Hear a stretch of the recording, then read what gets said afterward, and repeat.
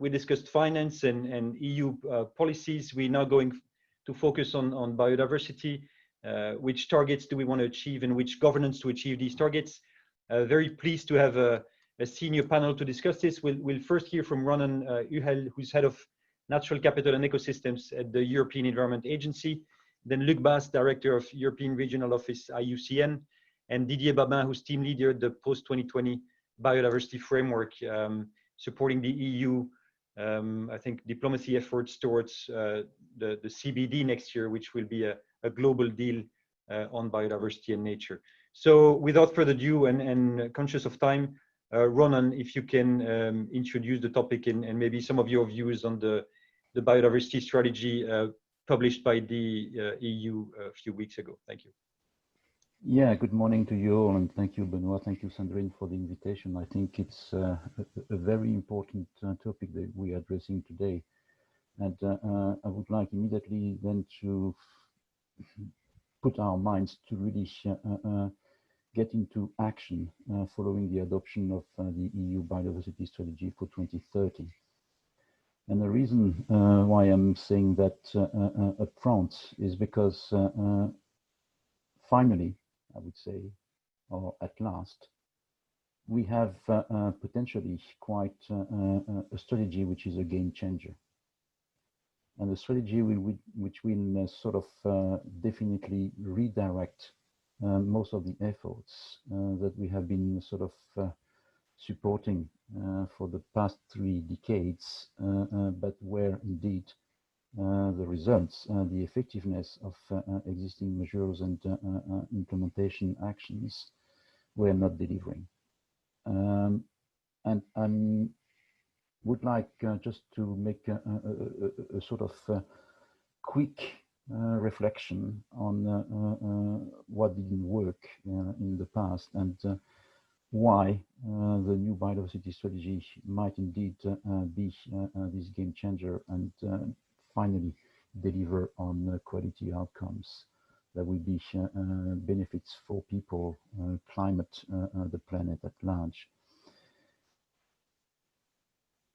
Clear objectives were set for managing biodiversity at the European as much as a global level. We had very explicit targets for the decade 2010. We had explicit targets, coherent targets for the decade 2010-2020. And on both occasions, it is clear that we have exacerbated the loss of biodiversity rather than to halting it. And turning it to a biodiversity crisis, we also realize that biodiversity crisis is very much connected to the climate crisis we have, and everything that Sandrine said in the introduction to say that we are definitely now facing systemic challenges because it is absolutely crystal clear that the economy, as we try to sort of make it deliver through very unsustainable production and consumption patterns, are really leading to a continuous and very rapid degradation of our environmental structure and really impacting very heavily on the resilience of our natural environment. So we are not indeed on any kind of sustainability path when it comes to maintaining the potential of the resources, natural resources on the planet to deliver benefits to people and society at large. So we failed in 2010, we failed in 2020, and for all the reasons which are highly documented today, we know what are the main drivers behind these failures. And it is indeed very, very surprising, but at the same time, a big relief to see that the new EU biodiversity strategy adopted just 2 weeks ago is providing a complete change in the approach with many shifts in several paradigms. that we have been trying to live up to. And this is what I would like to sort of go through in a few minutes, if it's okay with you, because I would like us to be convinced that indeed we have a new approach, and that this new approach is really sort of Green Deal compatible, and that this new approach will change quite drastically the governance framework that we will have in place to ensure a very, very effective implementation, where we can really trace positive progress, where we can improve the knowledge base, and where we can indeed redirect financing and investments strategies, so that we can indeed bring nature back into societal resilience and performing economies. To this effect, what is absolutely crystal clear is that the strategy comes with what they call a necessary transformative change.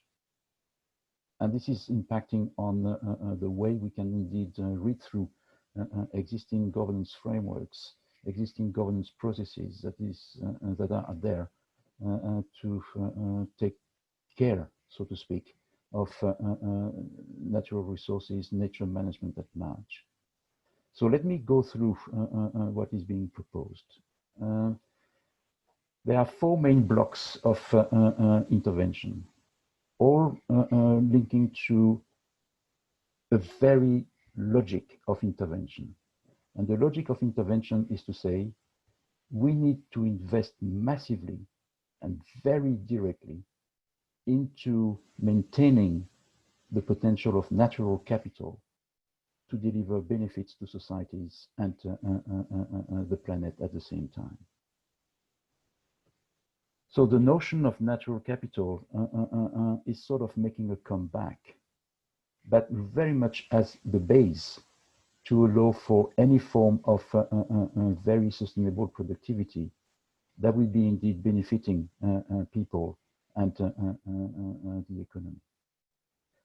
To this effect, what does it mean? It means that there is a huge targeting around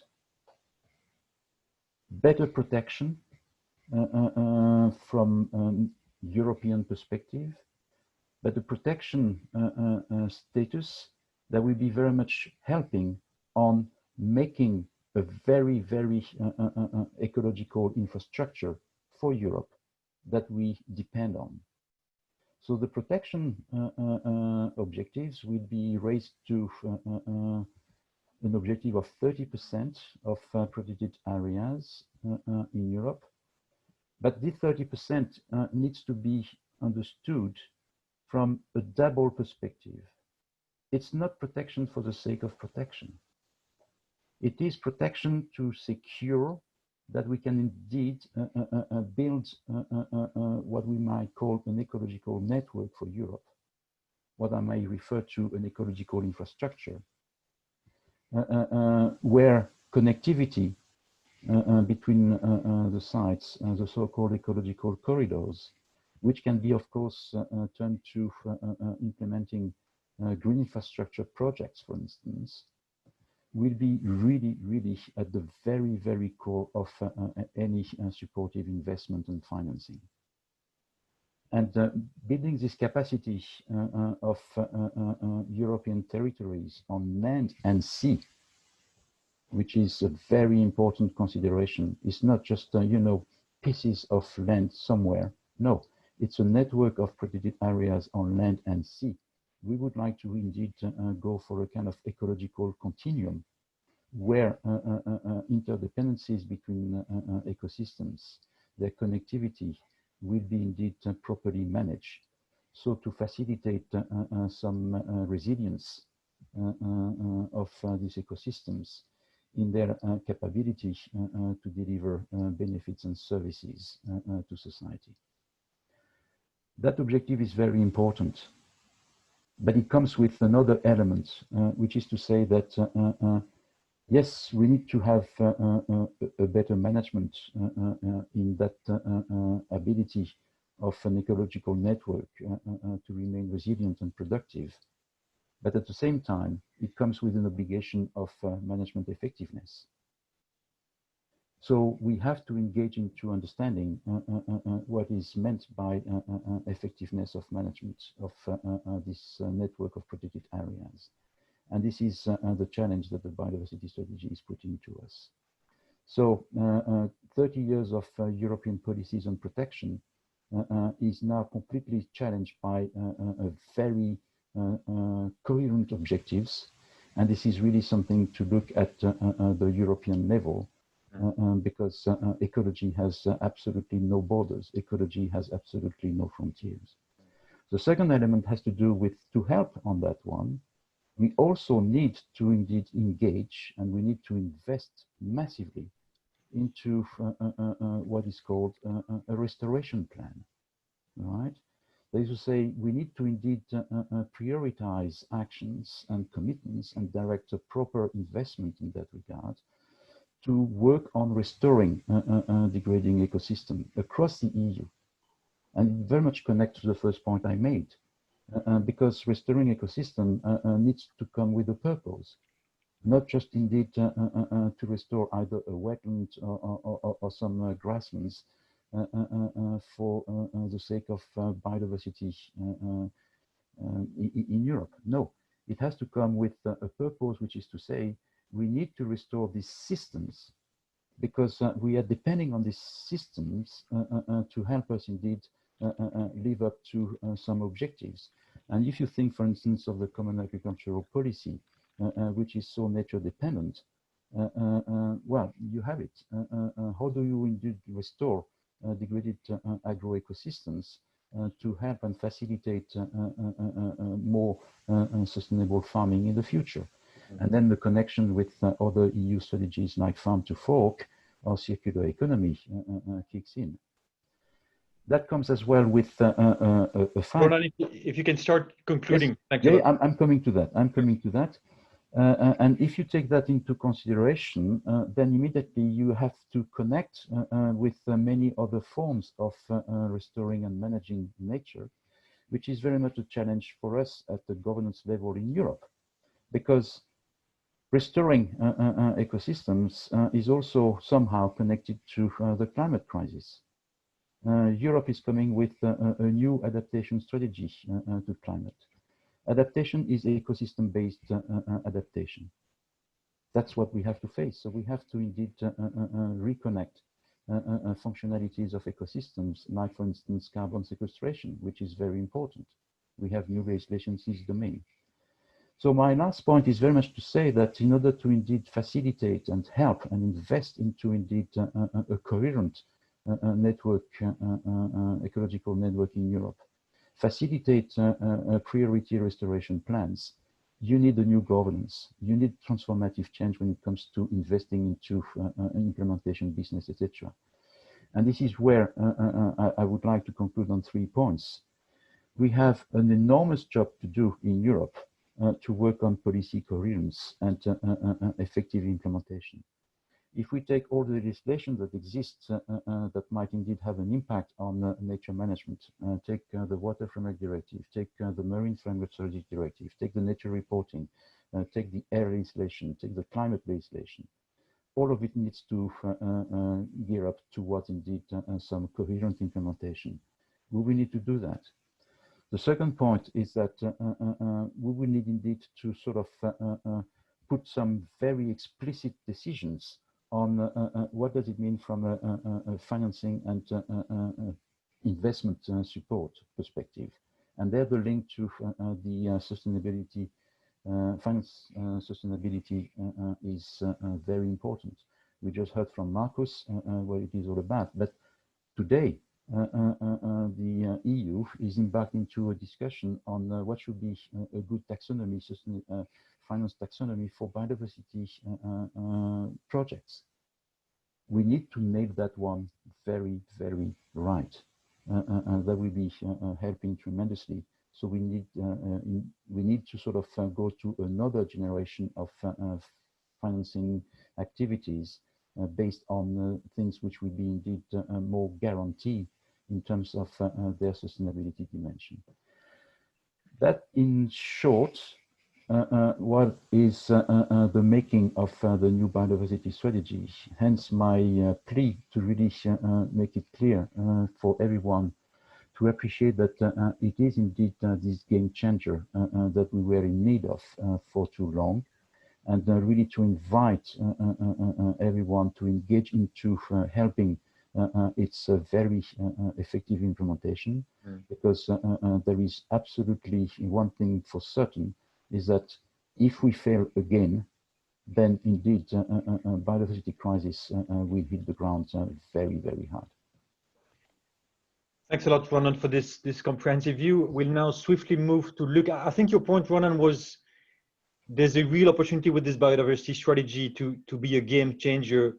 And I think as in we come from a protection and conservation paradigm in the past 3 decades, which is, okay, we do the economy, but we have to care about protecting nature, to a paradigm where we put back the economy within nature's limits, which is quite a different story. So, I mean, to give you a flavor of the questions we receive from the audience, I think there's an understanding of the opportunity, and we'll shift to Luc now to see if he's that optimistic. But I also see from the crowd or the audience that there's some, I wouldn't say skepticism, but maybe some doubts about the ability of the current system to embark on that ambitious transformation. So Luc, are you as optimistic, and what do you think is key for you in the coming weeks and months?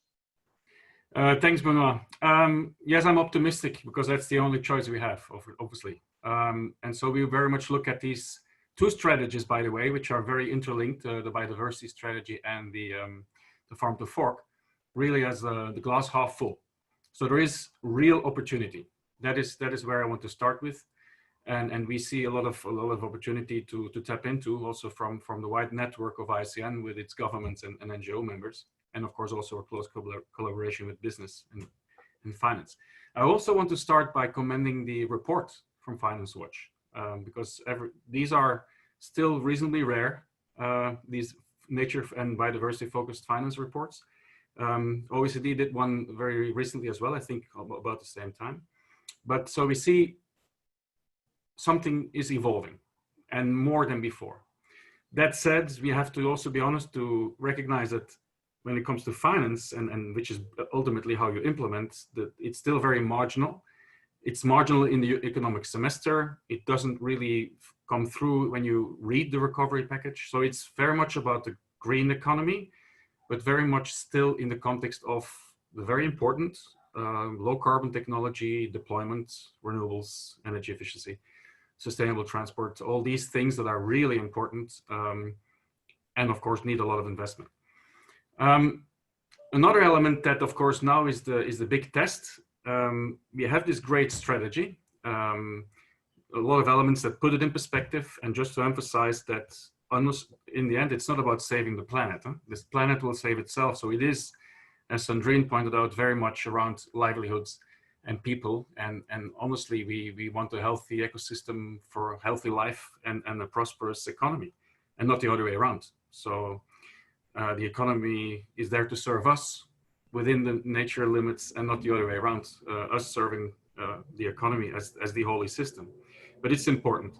The big challenge is in the national ambition and how we then see that reflected. And with the climate debate, we've often seen this very interesting bottom-up enthusiasm from all levels of government, from businesses, and many more. And I think we need to start to see much more concrete, voluntary pledges to nature and biodiversity. That is absolutely key. And if you look now at the context that we have in front of us with the Super 2021 now, I think we should get, at least at the EU level, and that's where my responsibility at IUCN lies, to see member states come, and preferably to the Congress of IUCN in January now, which was postponed for obvious reasons, to come to Marseille in January 21 with some concrete commitments. And these are not so, this is not vague. Until now, it's all very rhetoric, no harm to biodiversity or nature, but it doesn't become concrete. It's not so difficult. I mean, it's not like as simple as CO2 emission reduction, but you can do 5 things. 5 very clear things, and you can do them all, or you can do them more or less ambitious, but you can go beyond to business as usual as a national government, also as a company, also as a city, also as a subnational government. And I just give you those 5 to be very concrete. So the first one is, you could almost argue, the easiest one to measure, but not always the easiest to execute, is the designation of protected area. The 30% in the strategy is good, not so super ambitious, because we are very close to that number actually. The Natura 2000 network is a success. We are proud of it. The IUCN commends it also internationally, so there's no doubt about it, but it is, so that is one thing. So national governments can be clear on their increase on ambition on designation, but that's only the first start. Second is, how do you manage, and how do you manage these areas well? That is the top priority, and that is where you need to start looking into an investment in doing that, not as a cost. That's the big challenge in the finance context. It's seen as a cost. Building a bridge for the infrastructure is an investment, right? It's not a cost. But if you invest in protecting an area, it is seen as a cost. No, that has to become an investment, and we need to get a natural capital accounting framework around this to make it also an investment. You need to control whether they're well protected, and you don't need super complicated systems. There is a green list of protected area management that IUCN has developed, and which is important, is not just looking at the area, but it's looking at the stakeholders. And I think one of the key elements to achieve or to implement this strategy is that you will get the ownership of those that are actually affecting it, which means you need to work very closely with all the sectors, with the farmers, with the foresters, and then with the extractors. That you need to have a very good dialogue with them and make sure that they own these targets, because otherwise it will, in 10 years time, we will be where we are today with no big effect. A third element, and that's also concrete, and that hasn't been mentioned yet, but there is a very good system to measure, is the red list of species. A country can decide, an EU country can say, here are 5 species on my red list. I want them in 10 years time, I want them out of the endangered part. Very clear, very measurable. A fourth one is the restoration. So we have a proposal for a legal restoration target for the EU, and then that will translate to the member states. That is a big achievement if it really happens, because we're all talking ifs still, unfortunately, but the start is good. To make that happen, you need also voluntary pledges to come onto the table. Restoration pledges. There is a beautiful global framework in which we can pledge as the EU at all levels of government, but preferably starting with the member states, to put so many 100,000, some kinds, that depends on your territory, 1 million hectares into restoration. That's called the Bond Challenge. It's an initiative with Germany. Until now, there's only developing countries and, very importantly, the US that have pledged. Nothing from Europe, except, and I have to honor them, the Scottish government has put something in the pot. And then to close, and that's, I think, the point here, you need to show that you will increase your public investment in both protecting, managing, and restoring nature. That has to be a clear difference from before. If that doesn't happen, then all the talk about how we are going to support the resilience through investing in nature, and that the resilience is important to avoid risks in the future, and that's all what we're all about. We want to avoid future risks systematically. That's what the EU says. Then we will have to invest in nature and do this clearly at a higher level. So those 5 things, and then please connect it to the climate agenda. Other countries are very clear on what their nature-based solutions for climate are embedding in. So they're clear on how it contributes, and to be very clear and to not have been misunderstood, if we want climate neutrality in 2050, these solutions will of course not be offsets or replacements from other action. These have to be additional, because otherwise we will never make it there. I'm trying to conclude, not to be too long, and making a link into the next sessions. So on finance, we need to start at least the language from cost to investment. And even the conservation community still makes that mistake to talk about cost all the time. Second, we need to properly integrate in the climate roadmap, for example, of the European Investment Bank, that there is a good part dedicated to nature-based solutions, which can be both protection and restoration. Restoration, of course, is a very active thing, and where the return on investment might be also clearer, but still we need both. You need some blueprints to do that. The Coalition on Private Investment for Conservation that IUCN launched at its last Congress is still very actively working with financial institutions to try to achieve that. And then finally, and I've tried to wrap it up here, we need natural capital accounting out of the academic discussion. This has to start to become a real governance tool. There needs to be an EU level playing field for natural capital accounting, because otherwise we get the same problems as in other issues in the single market, or if the single market is not respected. So it has to be an EU level national capital accounting. It doesn't have to be perfect, because it will never be perfect. Nature is complex, biodiversity is complex, but we have to make a start.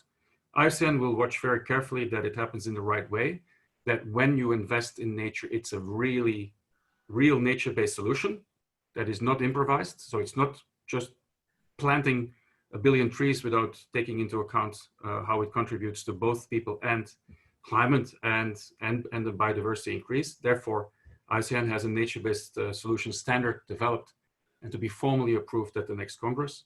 And then let's do it. And there are some promising projects, pilot projects happening, but we really need to get it at a bigger scale. And we need some political will and courage to make it happen. Thanks a lot, Luc, to have been concise and also very practical with concrete proposals. What I hear from you is we need to make sure member states now step up their game and make firm commitments in the coming weeks to support the ambitious proposal by the Commission. We're running a few minutes late, so we'll try to be much to the point and gradually move to the second panel. Didier, what do you want to contribute to the discussion after Ronan and Luc express themselves, and maybe remind us of what's your role in all of this? Thank you. Yes, thanks a lot for the invitation. I will share with you some my personal views on that. And as mentioned by Ronan or Luc, yes, the 2020 was supposed to be a superior for biodiversity, and in fact, we have to go beyond that because, of course, of the crisis. So yes, our project is there to facilitate the next discussion of the COP in China. So next year on biodiversity, on the Convention on Biodiversity. So for me, and we are discussing mostly with non-member states. So it's something important to mention. So I think that with this new strategy and this way the European Union wants to invest in nature, I have a lot of hope, but we have to not to be naive.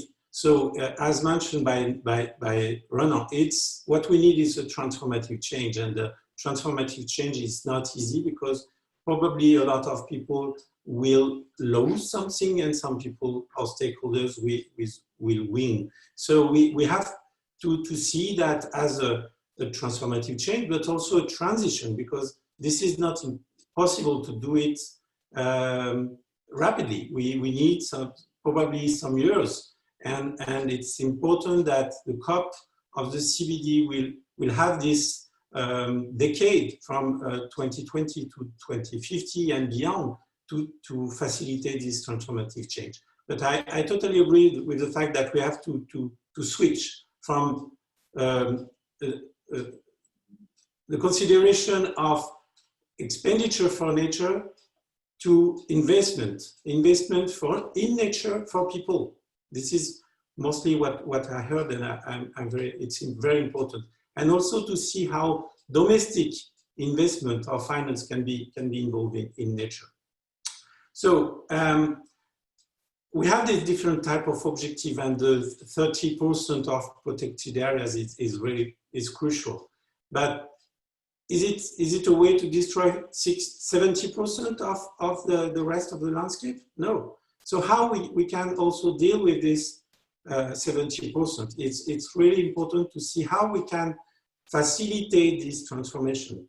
And of course, we have to include a lot of all the stakeholders concerned. We have the local and subnational governments, cities are doing more and more things. We have the business, we have consumer and producers. So everyone can do something. And of course, there is this action agenda where we start to have this kind of commitments mentioned by Lucas. So with cities with nature or with business with nature. More and more stakeholders are aware about that and are engaged. So this is crucial. And we need also a switch, transformative change in the finance community. So there is a way to do that. There is actually this different discussion with Agence Française de Développement and the IDFC, the Institute of Development Finance Club. So there is some opportunities. So I don't know what will be the main result, but there is a lot of opportunities to try to change that. And we need also to monitor. We can have big goals like it was for Aichi targets, for example, 10 years ago, but no concrete result in terms, for example, on perverse incentives. This is something very important. I heard some weeks ago during a meeting on perverse incentive and negative incentive for biodiversity, numbers coming from Germany, from the federal agency on the Federal Ministry of Environment and Nature Conservation of Germany. They say that the amount of biodiversity harmful subsidies are around 55 billion a year. So how we can have more coherence? In one way, we say, okay, we want to preserve nature. We want more sustainable practices, and at the same time, the public finance a lot of harmful activities. So we have to switch that and to transform. The money is there, but it's not spent in a good way. In fact, if we want to be more sustainable.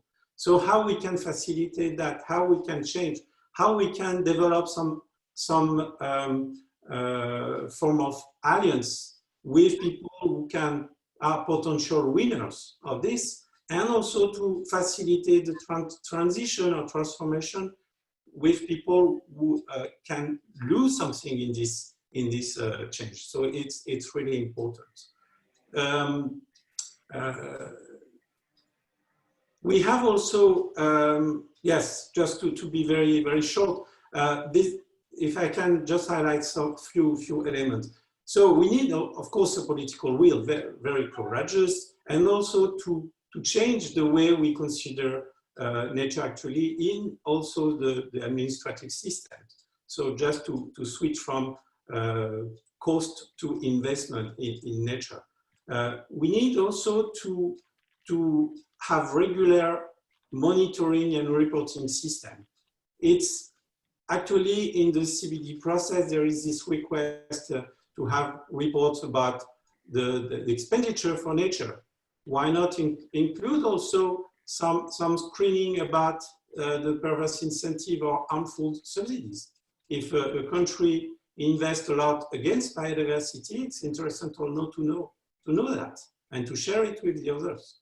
So it's not actually in the discussion like that, but why not? It's a way to facilitate also the transparency. So, and it's easy to do. Perhaps I totally also agree with the problem with GDP. I'm very happy to heard from Sandrine that China want to change that and to use other type of indicators. And it's really important because the next COP of CBD is in China. So it's really important to hear that and to see how we can introduce more concrete elements for monitoring natural capital accounting. So we have different solutions. The European Environmental Agency have do a lot of things on that, and in different countries all around the world, in developing countries also, there is new accounting on this topic. So this is really really interesting to see how this new deal is engaged in Europe. It's interesting to see how the new strategy on biodiversity is also including some key topics like the food system. So we have this new strategy from farm to forks. So this is really important because the links between biodiversity and agriculture and food system is crucial in Europe, but also everywhere. And we have also to consider international exchanges. So we have actually, we import a lot of goods and services. We have a considerable ecological impact in different countries. So how we can consider all that? It's not only to be alone. We are in a global world, and this crisis show us this importance of exchanges. So how we can deal with all that in the CBD context, but also in other contexts, because the CBD has not the power to deal with all the problems important for biodiversity and for nature and people, of course. Thanks a lot, Didier, also to bring this international perspective.